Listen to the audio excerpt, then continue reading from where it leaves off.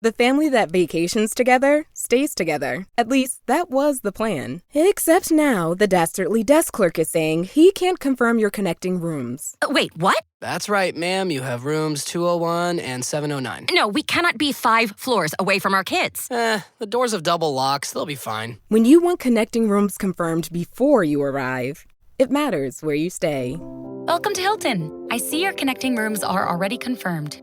Hilton, for the stay. This episode is brought to you by Indeed. Stop waiting around for the perfect candidate. Instead, use Indeed sponsored jobs to find the right people with the right skills fast. It's a simple way to make sure your listing is the first candidates see. According to Indeed data, sponsored jobs have 4 times more applicants than non-sponsored jobs. So go build your dream team today with Indeed. Get a $75 sponsored job credit at Indeed.com/podcast. Terms and conditions apply.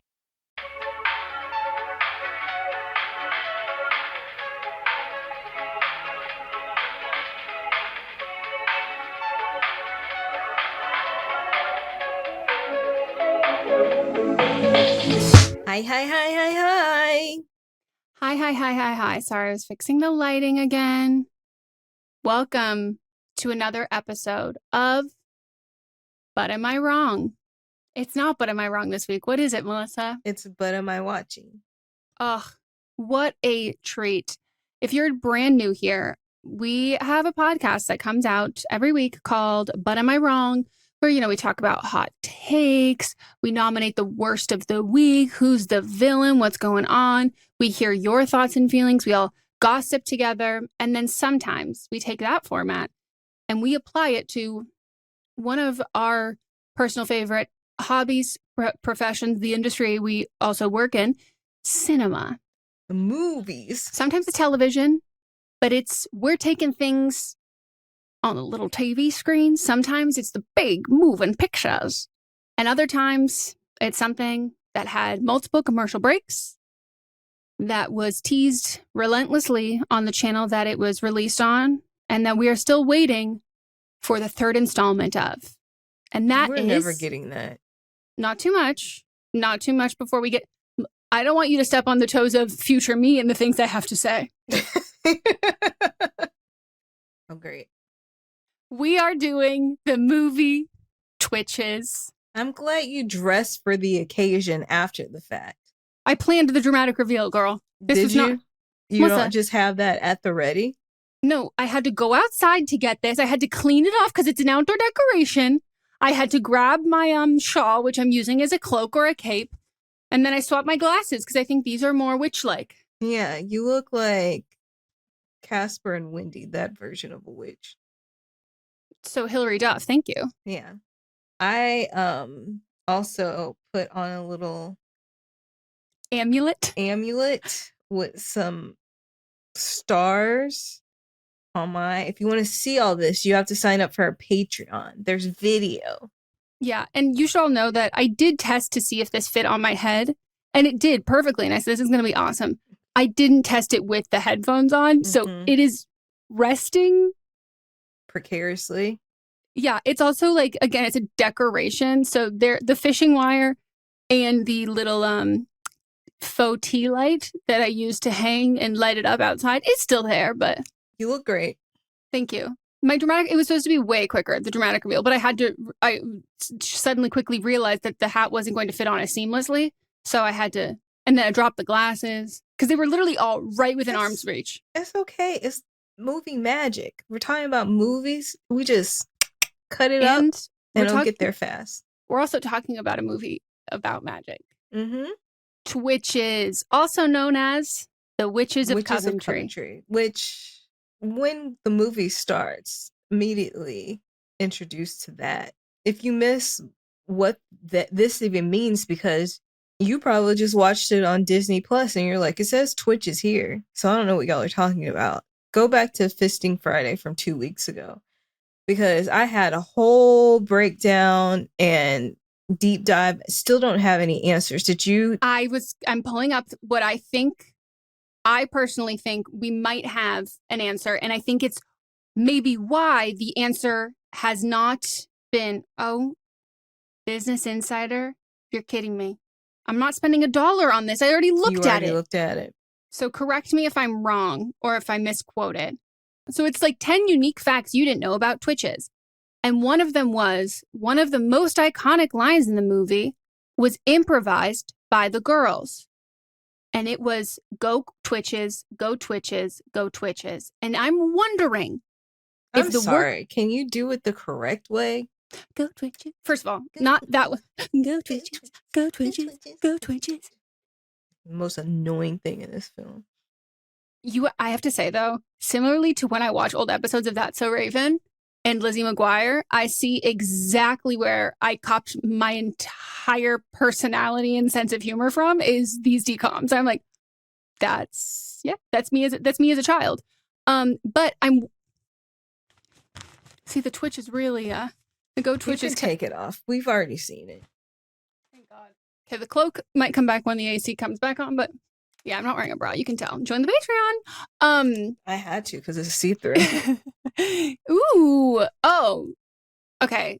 She actually gave you something there. I did. She actually gave you a lot. Patreon exclusive. Yeah, that's actually shimmy. Some people. Yeah, people. That is behind a paywall for a reason. So I'm wondering if the working title of it while they were filming was The Witches of Coventry. And that's what it was called. And they were stepping away, quote unquote, from the book series that inspired it. Like they were like, oh, we're going to do, because I also read a lot of IMDb reviews and people were like, this is not nearly as intricate or as in depth, and to the point where like it was some like major plot points that were like very different in I saw it. The books. And so I'm wondering if they did the title to kind of step away from it. But when they did that when they improv that in the movie, it was like so catchy that they were like, we're going to call it Twitches now. I could go with that if it hadn't been already named Twitches on IMDb. That makes no sense. It was named Twitches. The clips all say Twitches, and then it has recently changed. Yeah, unless like the author of Twitches, like they didn't act like it was a bad, not really like full scope, all encompassing like optioning deal of their books. Like if there was some issue with that now they're like, switching up the IP, because like it doesn't make sense. Like there is no explanation. So I've had to choose the other options, which choose your own adventure, making it up. Mm-hmm. So, well, anyway, there's going to be 3 different segments, but because this is more loosey goosey, we're just going to talk. We're just going to talk through this. We'll divulge things as we go. I'm happy here. I'm ready for that, without a doubt. I have to say, my all-encompassing thesis statement, well, maybe this is actually my hot take. Okay.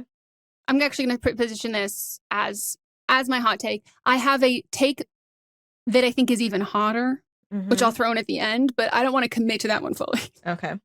So, my real hot take is that I think 50% of fantasy movies should be low budget.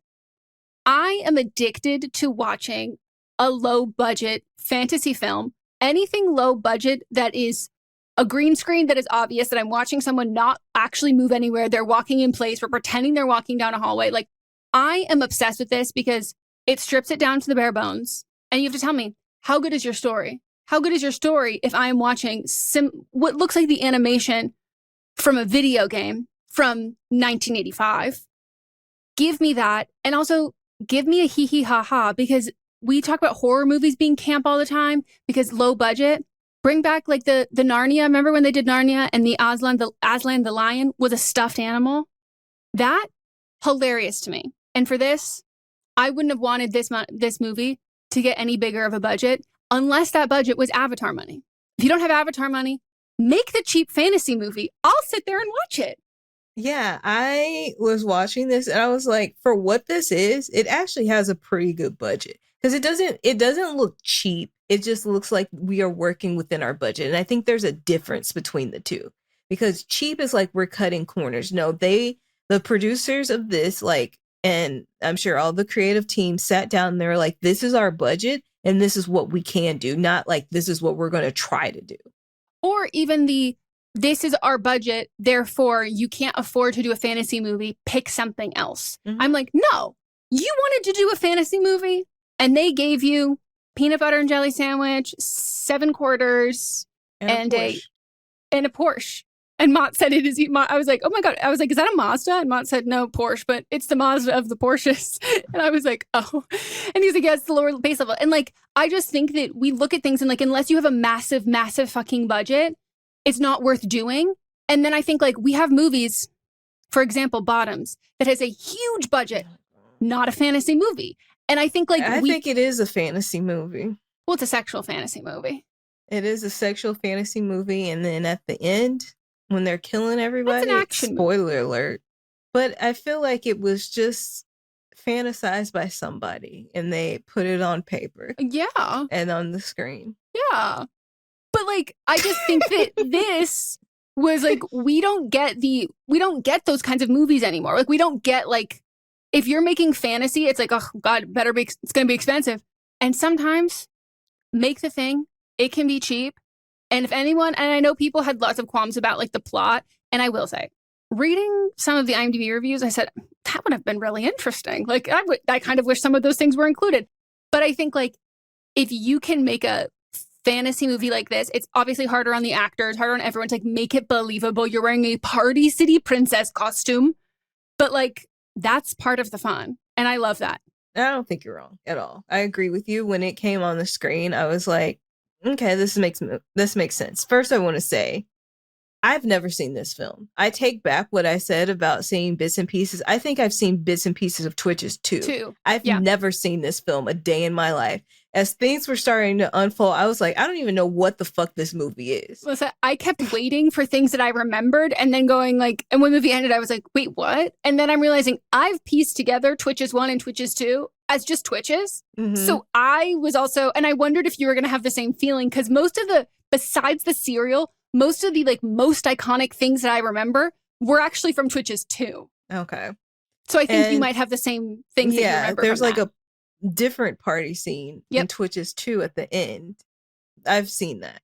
Then the way that they met in this film is the exact same way that they meet on Sister Sister. They're at a store. They get confused for the other one. They get their clothes given to the other one. And then they're like, why do you have my face? I said, no creativity here. Is that how they meet in the book too? Melissa? The book just stole from Sister Sister? Melissa, apparently, if, again, this fucking Business Insider article is behind a paywall, but I was reading it this morning and I didn't even put two and two together when that happened. I was like, I didn't even realize. I'm like, wait, that's exactly, not just because I knew, I was like, it's a similar, we didn't know, we're twins, but we were separate, we didn't know. Mm-hmm. I knew both, that was like the premise of both of them. I forgot about the clothing part, like the clothing store part, and like you have my face. I forgot about that until I was reading the article. And one of the things, the fun facts of it is like in the book, there are two white girls and they were saying like they went to the studio, Tia and Tamera didn't go to the studio, but the producers went to the studio of this and they were like, we want to do this with Tia and Tamera. And then the next fun fact was the sisters part. And like, and that's how, and again, I'm 99% sure that they said like, that's how they met in the book. And I'm sure they were doing Sister Sister at the time. And so Disney, probably not the people who did Sister Sister, well, not because I looked it up. But it wasn't any of the same people. But when they're optioning things and they're doing this kind of stuff and they're reading these writers, and they go, wait, this is similar to those sisters. We already know they're sisters on that show. Let's cast them in this. And so it is like that's how they met there, apparently. Okay. You were either going to get those two or Mary-Kate and Ashley, and they weren't doing anything. But actually, they were still kind of doing something at that time. That their makeup line that was in Walmart was out at that time. Yeah, because this movie came out when I was in college, and I still had the chocolate lip gloss. I know that for a fact. But this film, I thought they were teenagers. They are 21 in it. So I was off. I've never seen this movie. I was confused about what I was seeing because I was like, what is this? Then we started getting into it. And my hot take is this needs to be rebooted, but as a TV series, because that third act, I don't even know where it came from. We are just there. Like, I don't know why they were like, let's just skip a whole bunch of story beats. We're just gonna be like the rich one, Cam. She's just gonna be in Coventry, and we're not gonna have any type of story to how she got there. She went in the closet, and that's it, and we're done. No, there needs to be something else. This whole thing was very rushed. I think it was paced well up until the midpoint, and then they just started throwing things in there. And now hearing what you're saying, that they left out a lot of intricate details, that just, I could tell that they were trying to get things in to the movie that were in the book. I've never read the book in my life, but I looked at this and said, there's so much more story to this. Where's the rest of it? Yeah. Where is it? On IMDb, one of the things they said, it was like, in order to like defeat him, I think, or like it was either in order to defeat him or in order to get into Coventry, they basically had to do all of these like trials and have these like different things that they're faced with. And the whole thing of being like, oh, their magic's not strong enough.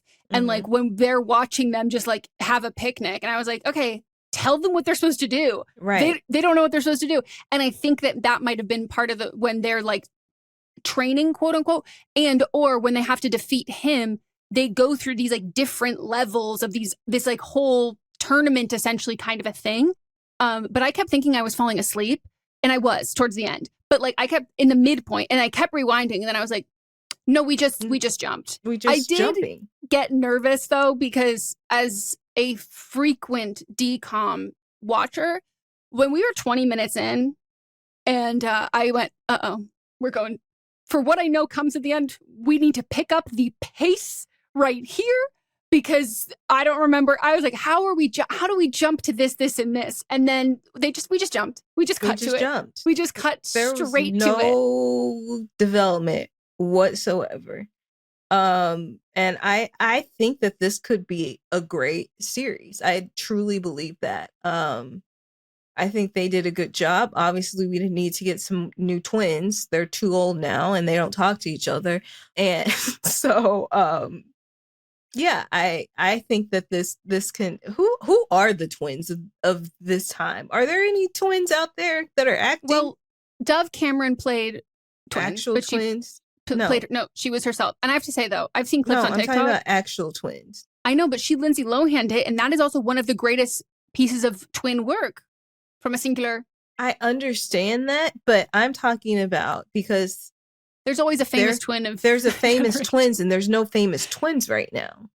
Are there? No, it's kind of like when people said, where are all the worms? Like when we were younger, like there were just worms everywhere, like on the ground, and like. You're correct. I know, Melissa. By the way, if anyone's worried, I did find some worms in my planter bed, but it is shocking as someone who's been gardening for the last 2.5 years. I saw my first worm last week. Wow. Interesting. Yeah. Credit to the Ride podcast for that. They were like, wait, has anyone seen the worms? Where are the twins? I know that you don't want to see the twins. I don't. And I'm really struggling. I am typing right now. Famous twins. It's Tia, Tamera, Mary-Kate, and Ashley. Who are the twins for Gen Z? Who are the twins for Ruby Gen and Alpha? Sir. Yeah, but they're not acting. Don't put them in a box. We don't know. Blue wasn't going on tour. Well, Blue's acting now too. I'm That's what I'm talking saying. about like, right now. We don't know. Right now. Okay. Giselle Bundchen is a twin? Crazy. I did know that. Ooh, Dylan and Cole Sprouse. That's going to be a no from me. Oh, okay. But they're older. They're older. They're still they Scarlett millennials. Johansson as a twin. The twins from Teen Wolf. Charlotte and Samantha Ronson. Oh, the deep cut. J-Lo's kids are twins. Are they acting? So So are Mariah Carey's kids. Are they acting? You know what twin I don't like? Rami Malek has a twin, and it's just two Rami Maleks. Vin Diesel has a twin. No, see, that's what. But they don't look alike. Okay, that's okay. But I do draw the line. Rami Malek, very distinct. Vin Diesel, a very distinct looking man. If you just look kind of like, you're just a person. But if you have something like incredibly memorable about your face, and then there's two of those faces, that's so fucking crazy to me. Yeah, actually they do look alike. It's just that his twin has hair. Okay, that's kind of scarier. Laverne Cox has a twin. Yeah, did you not see Orange Is the New Black? No, jail really stresses me out. Well, they show like part of her backstory, they show her pre-transition, and they were looking for an actor, and she was just like, my brother, I have a twin brother, so we can just have him come in. Oh my God, this makes so much sense. And he did a great job. Yeah, it says he's an actor in this. Ashton Kutcher is a twin. I knew that. I should have known. Oh, Amal and George Clooney's kids, but they just have a picture. They had kids. No, and they just have a picture of both of them, and I go, that makes it look like they're twins. Do they have kids? Like, they have kids? Apparently, and we know their names, but we don't know the. Yeah, that's a little odd. You know, I think you're right. I don't know. Oh, the Dolan twins. There's like internet twins. But the internet's more gimmicky. Where are the actor twins? I think the actor twins saw that you could be famous online for being a twin, and they said, take me out of acting class, throw me on TikTok. No. Bring back the actor twins. Bring them back. Where's the fun twin movies with actual twins and not people playing multiple parts? Bring them back. There are things that you can't do when you don't have like an actual one there.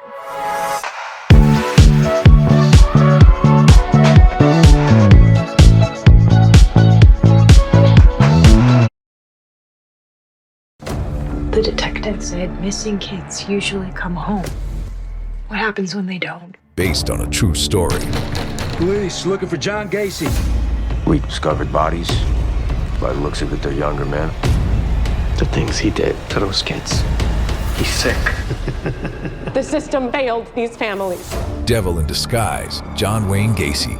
Streaming now, only on Peacock. Do you know how many there are? Up to you to find out.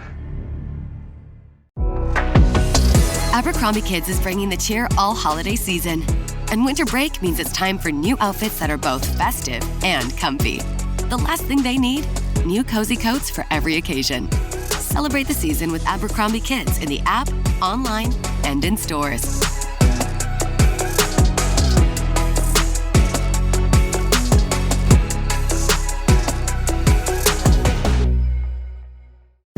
Big news! Sephora is now on Uber Eats. So if you find yourself facing a beauty emergency, like needing a last-minute gift, or you're just out of your favorite mascara, again, don't panic. We got you.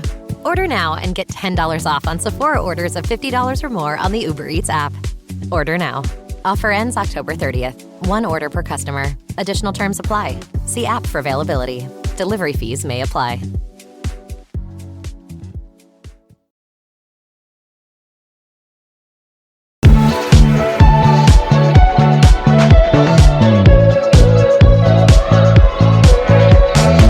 Speaking of twin things that were done on set, I've always, I'm not even dignifying that one of the response.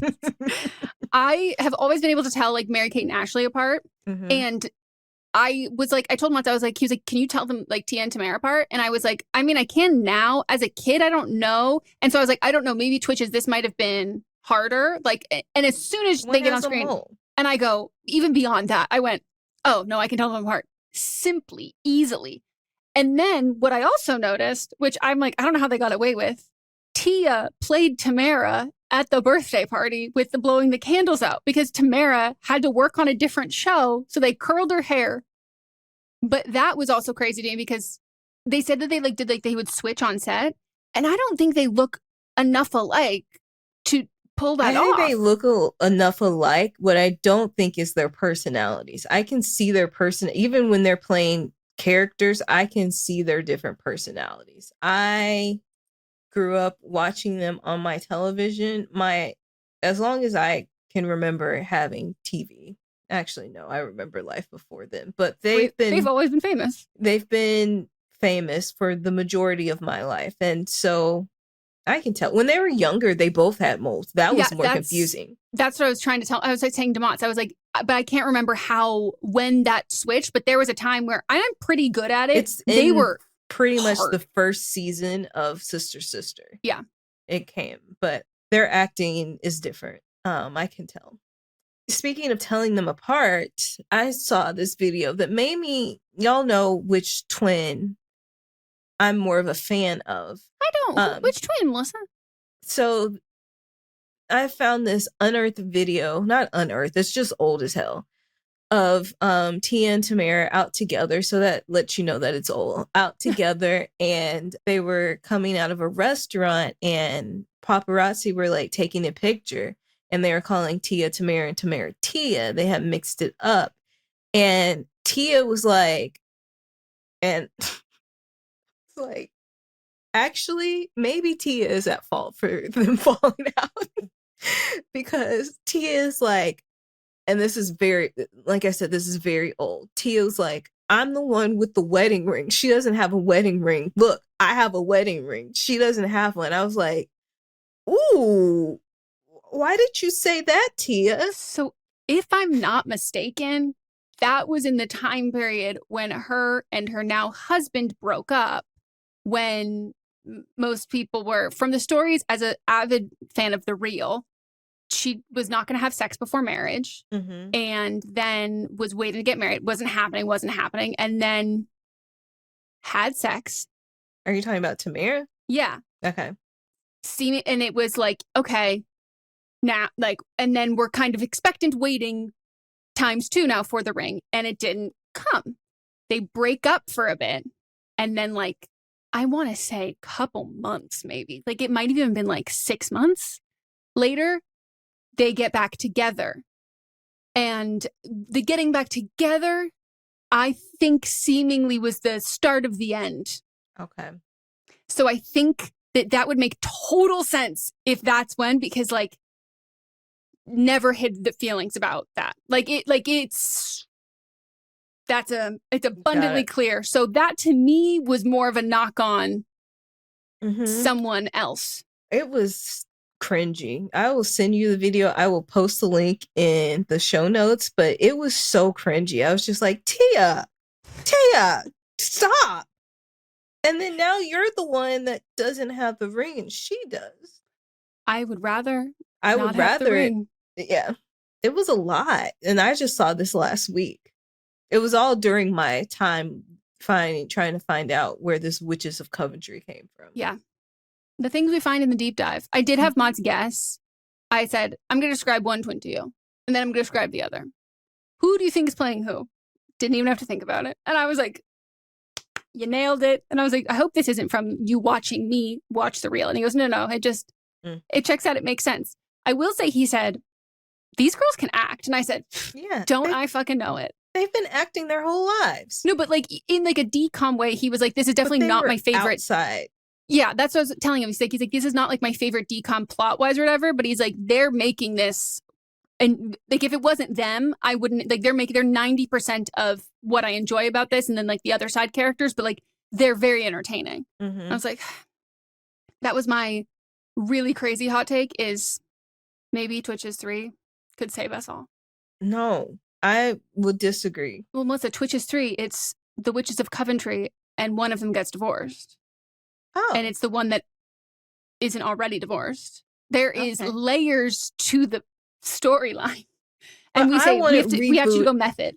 I want it rebooted as a TV series, though. Yeah, I mean, plot-wise, now that I've read some of the stuff on IMDb, I'm like, no, I would prefer that plot-wise.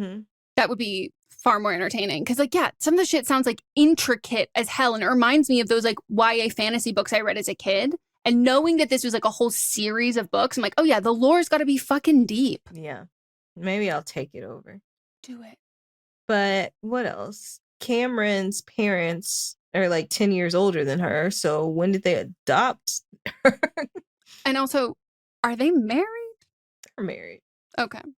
They're married. He was giving me Gay. he was specifically giving me, he just got out of rehearsal from a chorus line on Broadway. And I was like, and so Mott said, oh my God, her dad stresses me out so much. As an adult, you really just have to learn how to do less. If I had done all of that in 4 minutes, I would have torn my Achilles, which was him and his tennis and everything. That was the worst tennis playing. First of all, what was supposed to be good for her is still some of the worst tennis I've ever seen. And I say that this as like a person that is newly going to tennis courts. Like the two of them together, I know that he was purposely supposed to be bad, but he was really doing his own stunts and also being bad. And I was just like, like she's supposed to be good and still looks terrible. And I think, and he was doing a really great job of being like, okay, cool, I'll be worse. I'll be worse. I'll be worse. I'll be worse. And I did wonder, I was like, maybe that's why you chose the outfit from your dress rehearsal and from your dance practice for a chorus line. And we've kept in the same outfit for the whole time. And you've also been wearing this for the last 10 hours. So sweaty. Why we only see this man in that. And I was like, at first I was like, wait, I don't remember the storyline about her parents being in a lavender marriage and they've both being like dramatic Broadway actors. And then I said, oh, that was me filling in the blanks because they were both giving like performance. I will say every man in here in this movie was gay. Yeah. The uncle, gay. Mott's thought the boy one, he was like, is that Frankie Muniz? And I said, no. And then I paused and I said, he's too I young. do see where you're going. I can with see that, it, though. but he's too. Frankie would have been younger. I was trying to explain to him, like, he's like, well, where in like the DCOM timeline is this? And I was like, this is early, but this is not the earliest you'd have seen. Like, this would have been on the later end of when I've showed you, but High School Musical would have been later after this. Like, this is probably the most recent. Eddie's $1 Million Cook-Off might have been before, but I think this might have been. This came out in 2005. Yeah, which leads me to the inspiration circle of Harry Potter, Lost, and Twitches. They three share so many similar things. And until I looked up the date of this release, I do have some questions because the turnaround time for Twitches or for a DCOM is much less than for like Lost or something like that. And they came out like a year or so after each other. And part of me is wondering if both of these things had already been established, already in production, and then released, and they both had the same villain, knowingly or unknowingly. Was it in the books? Did J.J. Abrams read the Twitches books? Was he a fan of the Twitches books and said, how may I adapt this to a plane crash? And we know J.K. Rowling steals everything from everyone. Though that might have actually come first in some of these. I have not seen anything that you are speaking of. You haven't seen Lost. That's why I said I haven't seen any. No, I know. That was my realization that you also haven't. Yeah, so can't speak to that. Do you think that Twitch has invented the multiverse? No. Okay, next point. In a world where soap operas exist, soap operas have done everything that you think that you're seeing. There's been witches on soaps too. You're right. It wasn't until you showed me that clip of The Devil that I realized my idea of soap operas was so small compared to how broad it really is. And do you want to know something that I learned recently? Harley Quinn came from a soap opera. It came from Days of Our Lives, to be exact. So the original voice of Harley Quinn, she was friends with the guy that was doing Batman at the time. And she did this jester character on Days of Our Lives in this dream sequence. And he saw her and was like, I want to create a character based on her.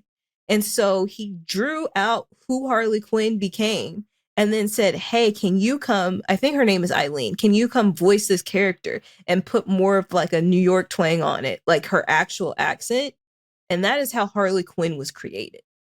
And he thought, in 20 years, I'm going to have a lady named Stephanie play this and sing some songs. Wow, that's crazy. It also weirdly doesn't surprise me. Yeah. Like it sounds unbelievable, but it makes total sense. Mm-hmm. Wow. Everything comes from soap operas. There's nothing new under the sun. Yep. And you will never see anything on television or film ever where one actor has not ever been on a soap ever. Mm-hmm. It's like statistically impossible. Mm-hmm. And if there's one, there's usually two. And if you get more than 5, there's usually at least 10. Yep. I will say, I don't think her father and I think we both are interested in the same kind of people. But I thought he was very cute and very handsome. And I was like, you're a hot dad. Like, that's fun. Imagine being in a movie and your dad gets to be hot. Like, love that. Good for you. My other thing was, now Canadians, gird your loins, grab your poutine. I might hurt your feelings. And maybe you're gonna be like, Megan, you sound what British people say. But I think unless something is explicitly based in Canada, I need these actors who are incredibly talented I need the writers to either remove and change a word. Maybe you say, my apologies, my condolences. Or we have a dialect coach on there who blows a whistle every time one of you bitches in Coventry, a mystical place, goes, sorry. Mm-hmm. I'm sorry. It was I actually so hard. didn't. It was the hardest O of a sorry I've heard in my life. I was taken aback and I went, I'm so sorry. We're actually not even supposed to be on Earth. We're in another fucking dimension. And you mean to tell me in the other dimension they have Canadian accents? Sorry? And it happened like 4 times. It happened so many times. First of all, I was like, this looks like Canada. But the second it came on, I said, Yeah. Mott said, do you think it's Atlanta? I said, this is not Atlanta. This is Toronto. No. It's Toronto, It's no not doubt. Atlanta. And then I heard that first sorry, and then we were off to the races.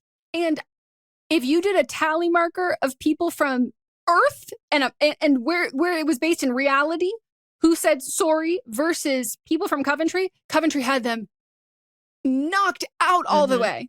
Because Tia and Tamera, they never said, they're not Canadian. Right. And you just have, and also there's nothing, again, Canadians, don't come for me. You can. I can handle it. There is nothing intimidating to me about like a super villain who goes, sorry. Okay. Bitch, baby. Like, what do you mean? Like, that is not like a menacing kind of thing. It's like a Midwestern accent. It's like saying, oh, you betcha. And I'm supposed to be afraid. I am actually totally confident now. Thank you. I can take you down very quickly, expeditiously. How much would someone have to pay you to eat the breakfast? Refresher. It is strawberry yogurt, cereal, and candy corn. Honestly, I enjoy all 3 of those things. And I have put yogurt on cereal a time or 2 or 3 or 4 numerous times. And just adding some candy corn on the top. I like candy corn. So I don't think I would have an issue with it at all. I don't like candy corn, but that iteration of candy corn might be the most appetizing one I've seen. Because first of all, it's cold. That makes the texture make more sense to me. Like it's a little bit of like a soft and snappy texture. Yeah. And I'm like, I think that paired with a fruity thing and then a crunchy thing, like I think it could actually convert me to a non-candy corn hater. I love candy corn for the I love it for a multitude of reasons, but also depending on where you're eating it, it's going to have a different texture. If you're someplace where it's cold, it's going to be harder. If you're someplace where it's warm, it's going to be softer. If you're inside and you have the air conditioner on, it's going to be softer. Outside, it's going to be warmer. Brand new news to me. What the fuck do you mean? Exactly what you were just saying. How like if it was cold with some But you mean to tell me air condition, it's that susceptible to it is very sensitive. It must be if very you find porous. it a little stale at the bottom of a purse and then it has a little chew to it, it's so good. Oh my God. It's got to be porous then. If it's really affected by the outside, that's wild. It's very airy. If you've ever seen them make it. Oh, that does make more sense. Wow. What does it taste like on an airplane? Never had it, but maybe I shall have it the next time I get on a plane. Conduct an experiment.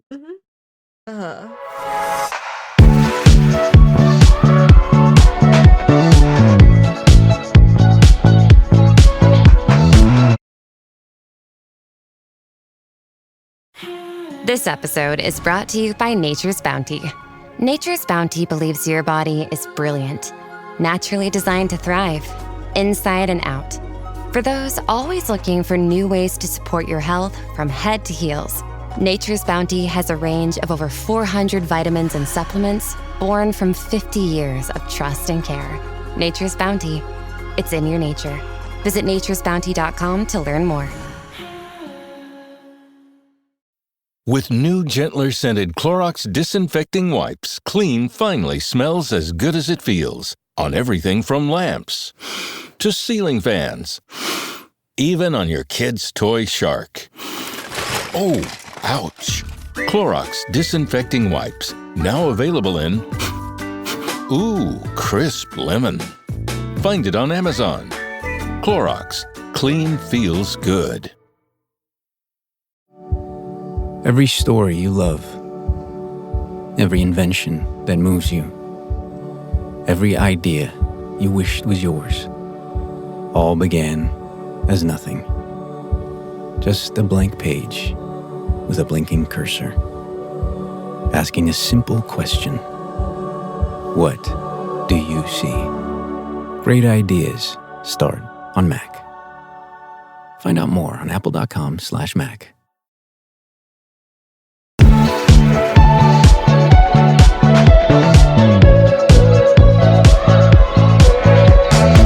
So whose outfits did you like more? And why was it Tia's? It wasn't, though. No, I know. I was like, you're going to like Tamera's outfits with her pink ass fucking blazer. Yes. And we have Tia and her bell bottoms and her like 6 shirts and her big belt. And I said, oh my God, it's us. Yeah. First of all, when they went to Zara, essentially, I was like, Old Navy. No. I mean, the price points of them talking about things that look cheap, but cost $600. It's like, this is Zara. Also, yes, Old Navy, but, the way that the manager, like, none of what she was saying made any sense about anything. I said, we're not conducting an actual interview. You're just like looking at her and being like, whatever. You're not questioning that there's a sign on the window that says we need help right now. It's an emergency.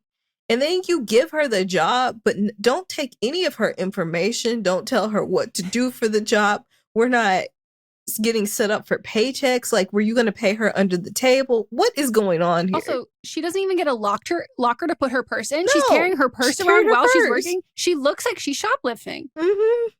Like, you don't introduce her to anybody else that works there?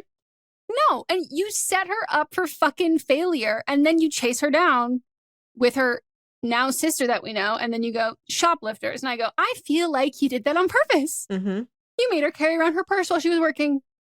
Oh, I was obsessed with Tia's outfits, though. Tia's outfits were fine. I loved it. That was very much more my vibe, though. Yeah. And the last thing I have before I have my hot take is... You already gave your hot take. No, sorry. My nomination of Worst of the Week was name me a movie where they're searching for an answer, and the answer isn't the 4-letter word LOVE. Oh my God. And I know this is like an older movie. If anyone makes a movie now from the year 2024 on, and we're trying to find the secret, and the secret is love, rewrite.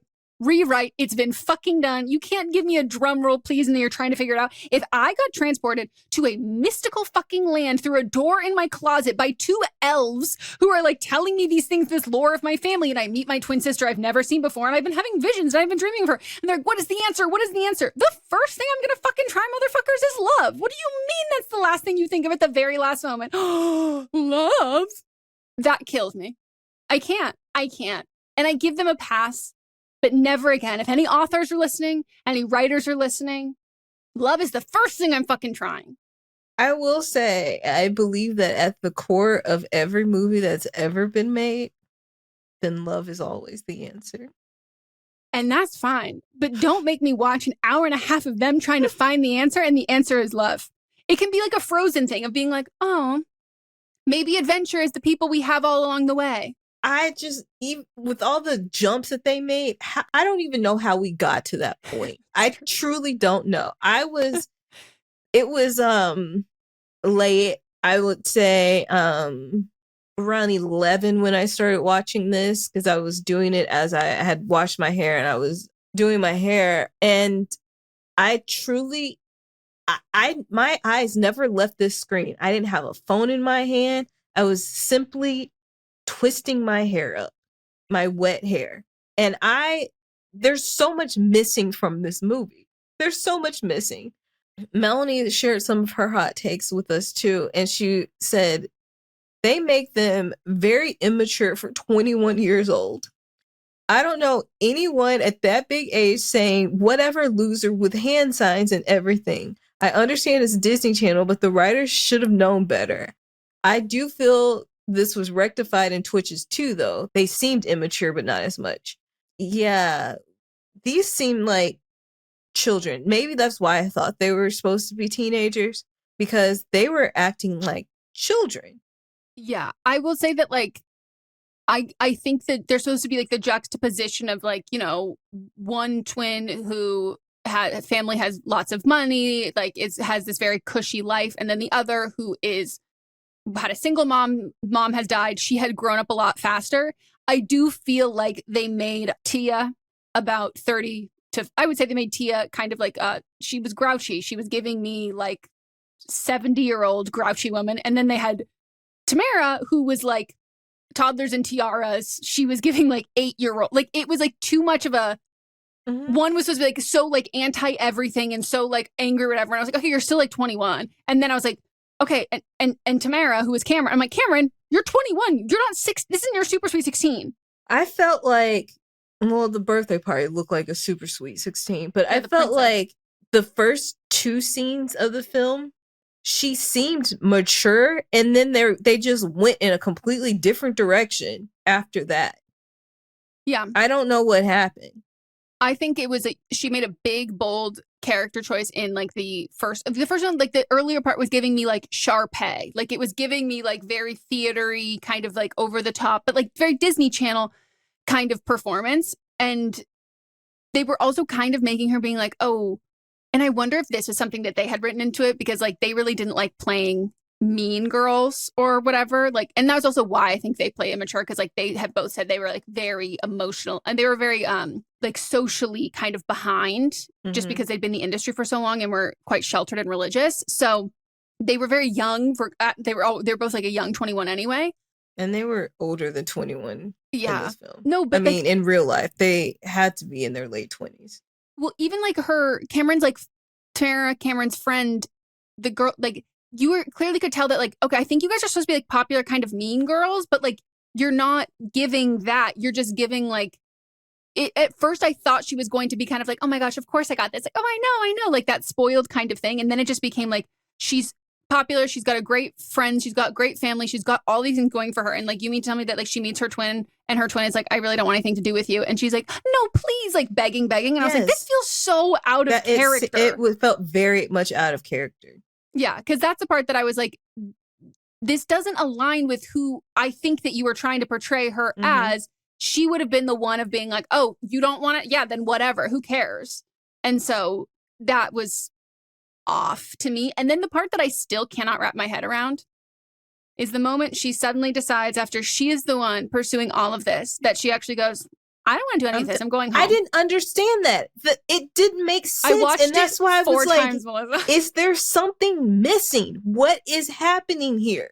What happened? I wondered if they cut a scene, because I rewound it 4 times because I was like, okay, Meghan, you're not going to blink. Because I kept thinking like, I must be falling asleep 4 times. And I was like, nope.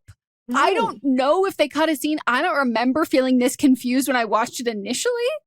But it was such a huge, and then basically she's like, sees her mom, and her mom was like, wait, bitch, I'm sorry, are you gonna leave an entire kingdom to die because you think I'm gonna get my fucking feelings hurt? Like, I'm not a baby. I'm a fucking girl. Go fucking save that shit. And then she just transports herself there. And I'm like, what? When did that happen? And also, whatever, like, and didn't both of her parents die? Other one, but the other one, wasn't it? Tia was already there. Yeah. But like, she was the one that was able to do it. So how was Tamera able to do it? I think she thought about love. I don't think she said it, but I think subconsciously she was thinking about love. And then she just felt around on her wall. And then she said, oh my God, there's a door right here. And then she said, it's not my closet. Everything just happens so easy. And we're just out doing our powers just willy-nilly. And nobody's like, people like, but nobody actually like says anything. Also, can we check in on the rest of the party? Your parents got eaten by the darkness monster. Did your entire, did everybody else there? Like, where is everyone? What are we doing? You mean the other 10 people that were there? Yeah. Yeah, but it was hundreds, remember? Hundreds of the same people copy and pasted over and over and over again. So, yeah, they had love interest in the second one, didn't they? Melissa. They turned 21. They didn't even want to have one little shot. Nobody even mentioned it. When you attach 21-year-olds, playing 21-year-old Tia and Tamera to this project, we removed anyone being a bitch. We removed any sort of sexual nature. There was one little sexual nature. Oh, I know. And then I was like, the way that they cut so fast, I said, she was not loving that. They were talking about the Zorro. elves whatever. Now I'm talking about Alana and Karsh. Is that their names? Oh, no, I think they're fine if people are doing it. They said, I don't care what you do on your own time. I just don't have to see. Don't do it. Yes. But I just thought it was funny because they were like, you guys are together. And then we get one little joke where they talk about the other one was snoring. And then we cut away real fast. They're like, these are two unmarried people, but they are fucking. But are they people or are they mystical creatures? And also, did you watch this show? I feel like you did. I feel like you told me to watch this show. So don't be offended if I get it right that you've watched it or that you haven't. Did you recognize her, the blonde woman? No. I can't remember if you fucking watched this show. She's in Schitt's Creek. Yeah, I watched Schitt's Creek. Yeah. So she. Oh. I know. It didn't click until I again saw that article. But I was like, because Mott's kept saying, Mott's like, how do we know her? And I was like, I don't know. She's in like tons of things, but I couldn't like pinpoint. But I'm like, yeah, I recognize her. And she's in that. And they looked like they had so much fun. Their lines. Another Canadian movie. TV show. So fun. Well, I mean, also, Mott's was like, who is she? I go, she's Canadian. She's in everything that's Canadian. Like if it's in Canada, she's there somewhere. But they were having so much fun. And like and I was like, oh, I'm loving it. And they just said, go for it. We trust you. You're thespians. Go for it. That made me laugh. But yeah, no, they will not be drinking, obviously, in a movie because I know it's a Disney Channel, but it's more to me, it's more Tia and Tamera's brand at that point than Disney Channel. Like they were more conservative than Disney Channel at the time. But like we're not going to mention anything about being 21. Or we're not even going to just have just everyone drinking from red Solo cups and then we don't talk about drinking, or we don't talk about you turning 21 and being able to have a drink. Like we don't even have like we don't have like champagne flutes and then pretend they're apple cider. Right. But maybe in Canada, they can drink earlier. They wouldn't commit to being Canadian, but that would make sense why it wasn't an ordeal. They'd be like, we've already been drinking. Yeah. I just think once you start drinking alcohol at like if you're between the ages of 18 and 21, you probably would not be excited about candy corn yogurt. Like that's just like you have different priorities. You need like a breakfast burrito. Like she says she's a night owl. Like she's hungover then. She's hungover. Get her some hash browns. Don't give her some strawberry cereal. You are really hung up on this. No, I need to try it. Like it looks oddly enticing. Okay. I will get some candy corn and we will be eating this. It has to be Cheerios. I can't do a flaky cereal. Okay. It needs to be like I need a little more bite to it. Well, there's a limit to what you can eat. That's also true. I mean, I love corn pop. God no. Catalina Crunch because it's gluten-free cereal. It also is high in protein. And so I have mixed Catalina Crunch, the cinnamon one, with strawberry yogurt and ate that. And that was one of my things that I ate during the pandemic pretty much every day for a month. And lobster tails. Yeah, and that was my breakfast. And lobster tails would be my snack, or no, it was usually a midnight snack. It'd be on your long plate.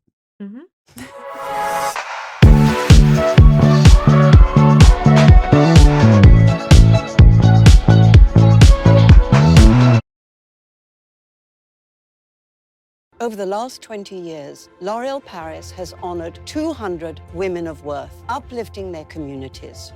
Women who see the worth in every person, overlooked or underserved, who see an opportunity for change, who see a chance for better. They may be one of 200, but their journeys are always uniquely one of one.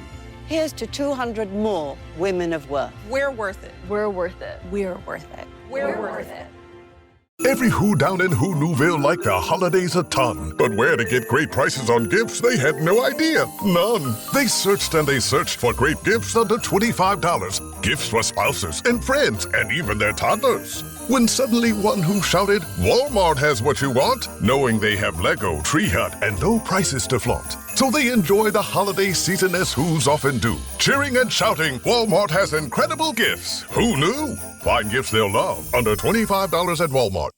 This episode is brought to you by Casamigos Tequila. What do you bring to a holiday party? Simple.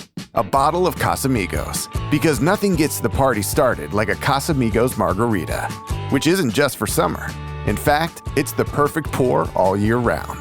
Casamigos is the gift that always feels right, because anything goes with my Casamigos. Please drink responsibly. Imported by Casamigos Spirits Company, White Plains, New York. Casamigos Tequila, 40% alcohol by volume.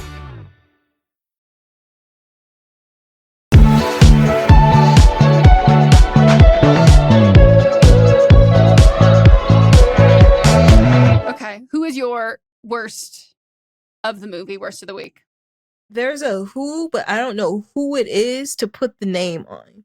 Okay. But my worst, and they're not even in the film, whoever was in charge of ADR. ADR hated to see this movie coming because I would say a third of this movie was done in ADR. If you don't know what ADR is, that is when it, forget what it stands for. It doesn't, but it doesn't matter. Nobody ever says the whole thing. That is when you go, after the movie is done-ish, you go to a sound booth and they add, I think add is part of it. And they add in additional audio for, like, one example was when the dad was breakdancing, but we didn't actually see him breakdancing. We just see him stand up.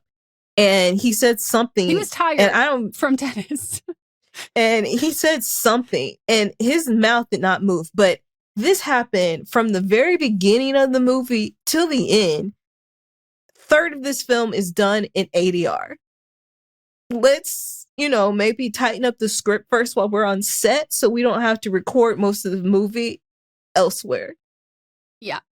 I am very sensitive to ADR in general. Like, even if it's not bad, I'll go, ooh, ADR. Yeah, and then, you can hear the difference. Yeah, and like it's just like it's an involuntary thing. And Mott's is like, oh my god, stop! I'm like, I can't. Like it's I just can't either. when you hear it, Mhm. and like I just ADR. And Mott's is not nearly as sensitive. And he paused at one point. He went, "You didn't say ADR," and I went, "Babe, buckle in." This whole and he kept going. He's like, "Oh my god, this might be the worst ADR I've ever heard." And worst ADR ever in life. Here's the only thing I think is almost comparable. Is Emma Watson in The Circle. And that is almost exclusively because I'm pretty sure they had someone else do some of her ADR. Mm.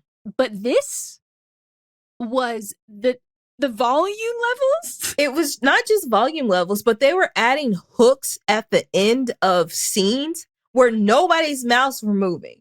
No. And I was just like, y'all literally just didn't write things in and you just have it. You're just rewriting the script in post-production.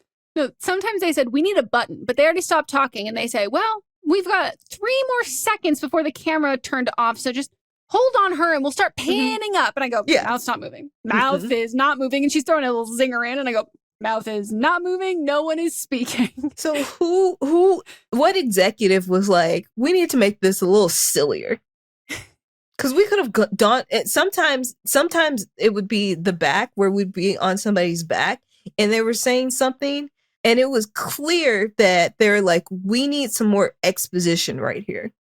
But not and I said, we don't need this exposition because you either need to, make another movie where you explain these things, because I think we could have cut halfway through this film and just expounded upon what we had and then made that a full film and then had a cliffhanger at the end. You had Tia and Tamera. You know you were going to make a second movie. Oh, yeah.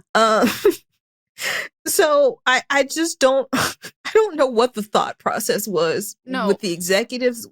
The writer, I think the writer probably did the best they could with the notes that they were given. Oh, yeah. And also, I got to say, for a movie that is almost entirely ADR, you couldn't have thrown us a bone and given us an ADR over a smokescreen of like Tamera going like, whoa, like flying through all of the universes to get to where you couldn't have thrown in a couple sentences about that to explain any of that. Nope. That is when they go, no. You'll get exactly what we shot on the day and nothing more. Mm-hmm. Yeah, it was remarkable. It was truly remarkable. But I gotta say, those girls were acting their asses off in that ADR. But sometimes when you could tell they wanted them to put an inflection on a different word, I go, that's not how they said it on the day. Mm-hmm. And this looks funny. Mm-hmm. But if anyone watched it and went, there's something off about, what is this? It's that. It is that is what you felt, and you felt was a little bit off. It's like lip syncing on TikTok. Like it's that same kind of a thing. What's yours? My worst is Motz's nomination also. We share this. And I'm going to use his exact phrasing. Motz said that this is the worst villain on TV or movie or anything he's ever seen. Wasn't even a villain. It's smoke. It's air pollution. It's smog. It's I'm sorry. It's also hands that come from. And so are we supposed to? I'm thinking I'm under the impression somewhat that uncle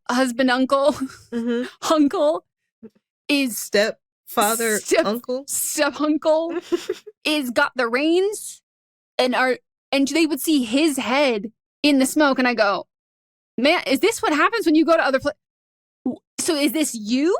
Are you controlling this? Is this evil? What is this? And it was incredibly reminiscent again of Lost, where you can't figure out what this evil entity is because it has to be all encompassing. It has to be so widely powerful that they go, what is so powerful?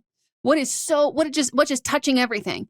And it's like, well, if we can't make the villain water, that's too expensive. We're not on the coast. Let's make it air. Let's make it a wind, a sort of smoke kind of being. And when are they spitting people and throwing them out? Because by the way, when you get sucked up in it, you're gone. And we have to assume that those people have died.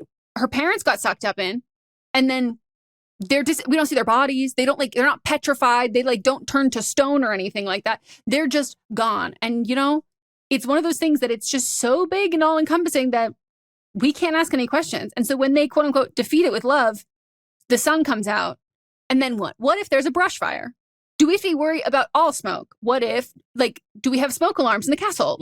What makes this, and they're calling it technically the darkness, which feels also insulting to Tia because Tia is the ruler of the moon. That's her whole thing. And I go, well, it's dark when the moon is out. So the moon is a light. But the whole thing of being reflected the light. Yeah, but the whole thing of being like that, when they keep calling it the darkness and when the sun goes down, it gets more powerful or whatever. And it's like, okay, cool. So are we fighting daylight savings? Are we fighting because I can get behind the villain being daylight savings, the sun going down too early. But how can we be sure that we've defeated the darkness when, if I check my watch, it's going to come back at the same time that night? It's such a weird, fucking obscure, shitty villain that you already had a man who is the villain. And I have to assume it was fully fledged in the book. Yes, there's stuff that obviously, because even the man barely does anything. No. We should have seen him when they were taking the baby twins away. Maybe we should have seen him doing something. It didn't make any sense. He was just there. Yeah. They didn't make him evil, really. No, and the castle was also empty. And I'm like, if this man's controlling this, why is he living?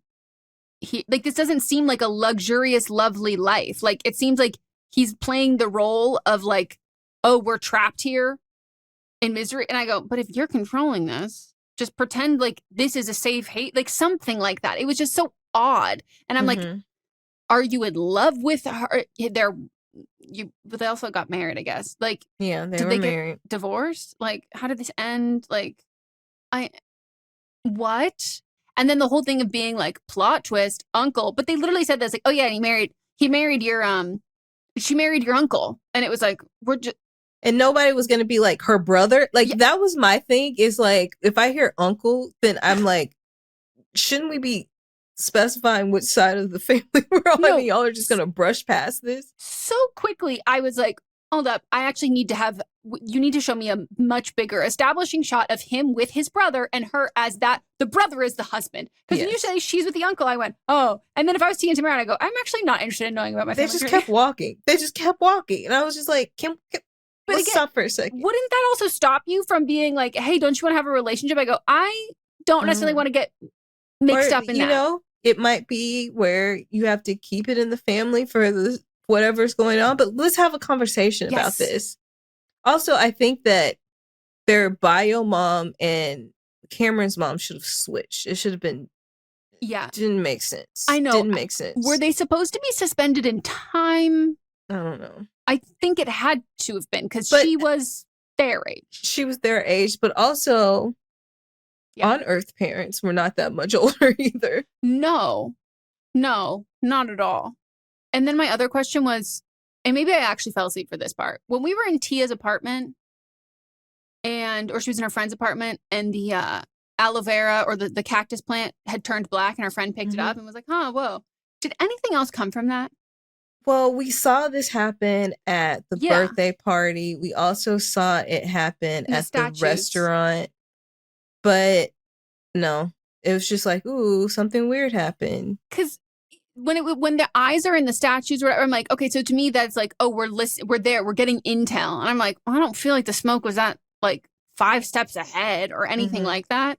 It just maybe it's the darkness falling. Maybe that's what it's supposed to signify. But not like getting intel. It's just like looming. Yeah. Yeah, not a very good villain. Speaking of the friend's apartment, why was her room decorated like she was 15 years old? All the posters on the wall, the bedding. They really leaned into them being children when they were adults. Part of me wondered if they were in pre-production for a very long time and last minute said, let's make them 21. Because I was like, were you supposed to be turning 18? Even then, it's giving like Tia teenager. and Tamera are too old regardless. No, I know. That's what I'm just like, this feels... Because it also feels like they're like at the beginning. Are they 21 in the book? There's a lot of them. They're referring to them as teens. They meet 14. at 13. Oh my God. So that's what, yeah, and when that their was another 14th thing. year, when a tragedy brings them together at 14 years old. That's another thing. And I was like, I know it's twin witches, but this seems more like teen witches. I always thought it was teen twin witches. Yes. And now this makes sense. They were supposed to be children. And I guess probably that adds into why they're very immature. Mm-hmm. Yeah. And this is it's supposed to be Cam is pretty, cheerful, Miss Popular. Alex is a sullen punk girl. Disney, let me get the rights to this. I'm not going to make it twatches until they turn 18, but teen witches. Yeah. It'll be the unofficial / official X-rated version of Twitches. That would be so fucking funny. But yeah, I want to watch the second one now because I'm just wanting to remember, like, if everything I remember that I thought was in this one is also, because don't they have 11? There's a boy. I hope so. I know these girls. I just don't understand. Well, nothing about them now that I know they're supposed to be children. But even at 21, it just wasn't giving me, 21-year-olds. No. They didn't talk about anything 21-year-olds do. They didn't do anything 21-year-olds do. You live at home while going to college. And also, I understand it's Toronto, but you're not saying it's Toronto. Mm-hmm. If you said, we are living in Toronto, we're 2 Canadian girls, and I'm actually going to live at home with my rich parents, I would go, that makes sense. You are in Toronto. It's too fucking expensive. But like, they're giving this like nondescript. It's also Regina George's house in Mean Girls that I was like, why don't you have a fancy apartment if your parents they bought you a Porsche? Like, what do you mean you're inviting? They bought the Porsche when she was 16. But you're inviting. We haven't got a new car yet. You're inviting your college friends to a party at your parents' house? Yeah. And everyone's in costume, including your parents? Mm-hmm. Like, no one's grinding on anybody? No. Like, and like, you're wearing a princess dress and a tiara. And like, no offense, you have friends. And I say that as someone who wore a tiara to school. Like, it's just like, I'm a little lost. And also, we have never seen you go to school. I'm a little confused about that. I know it's happening in the span of a day. But like, and it's then the October. Other one of you is you like, should be at school. You should be at school. But the other one also, Tia is like, oh, I got to go get a job. And I'm like, we are living in very different realities. And I just don't believe that.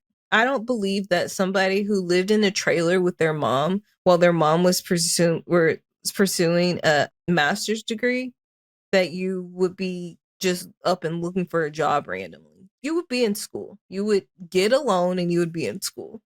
Or you would have already had a job. You would have been working all the time. And also, you wouldn't be walking by hiring signs going like, ugh, no. Yeah.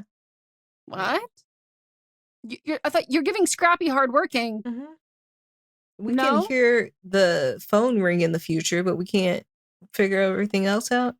And also, doesn't make sense to me. They were lying when they said, "Wait, you've never tried to have magical? You've never like tried to move anything with your mind?" They're like, "No." And I'm like, first of all, I do it I've all done the that, time, and I can't even predict when the phone is gonna ring. I try to make twit webs coming out my wrists all the time, so I don't have to get up and be like, "If only I could do that all the fucking time." If I could turn off the now I have ALEXA, but if I can turn off the light without having to get up.